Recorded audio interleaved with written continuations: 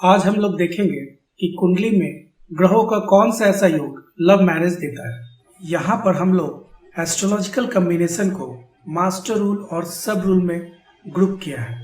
Master rule वो rule है या मास्टर रूल वो प्लैनेटरी कॉम्बिनेशन है जो जातक को ज़्यादा इन्फ्लुएंस करते हैं, एंड सब रूल वो कॉम्बिनेशन है जो मास्टर रूल को सपोर्ट करते हैं। सब रूल इंडिपेंडेंटली किसी भी कार्य को नहीं करवा सकता है, लेकिन मास्टर रूल का इन्फ्लुएंस ज़्यादा होने से ये जातक को इफेक्ट डालता है।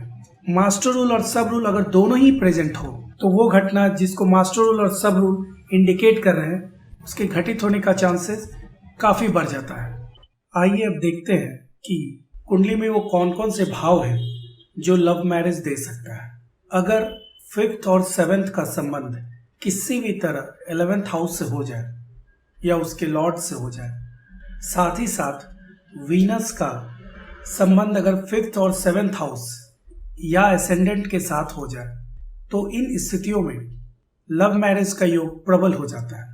दूसरा इम्पॉर्टेंट रूल है लव मैरिज का कि 5th हाउस में कोई मेलेफिक इन्फ्लुएंस नहीं होना चाहिए। माइनर तो ऑलमोस्ट आपको हर चार्ट में मिल जाता है, लेकिन 5th हाउस में मेजर मेलेफिक इन्फ्लुएंस नहीं होना चाहिए। मतलब more than one malefic planet अगर 5th हाउस को देख रहा है या 5th हाउस में बैठा हुआ है तो उस स्थिति में लव मैरिज नहीं होगा। ये दो मास्टर रूल हुए। अब सब रूल देख लेते हैं।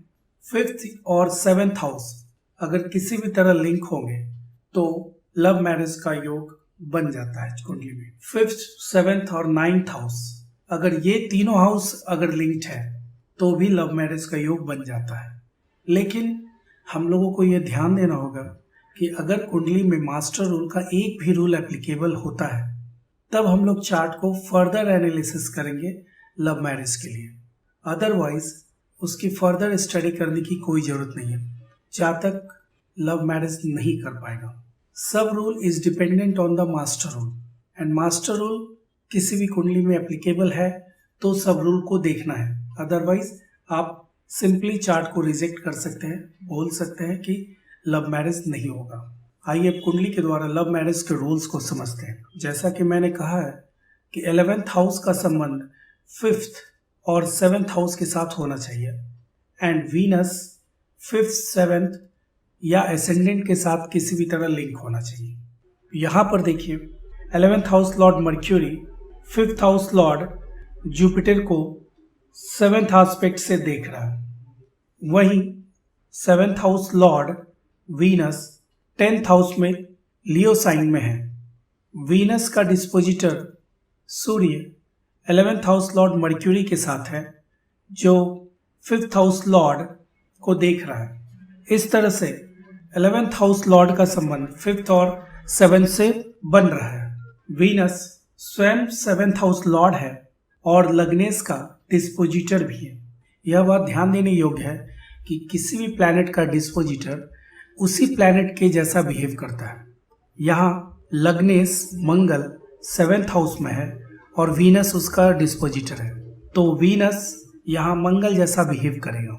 इस कुंडली में 11th हाउस का संबंध 5th, 7th के साथ हुआ। वीनस का संबंध 7th और 5th हाउस के साथ हो रहा है। वहीं वीनस लग्न का भी डिस्पोजिटर है। दूसरा जो मास्टर रूल है कि 5th हाउस पर किसी भी तरह का मेलेफिक इन्फ्लुएंस नहीं होना चाहिए।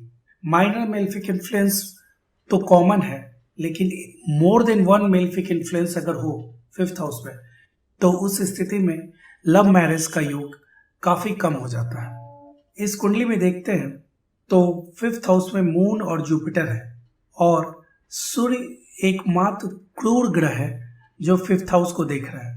Other than sun aspects on 5th house कोई मेजर मेलेफिक इन्फ्लुएंस नहीं है।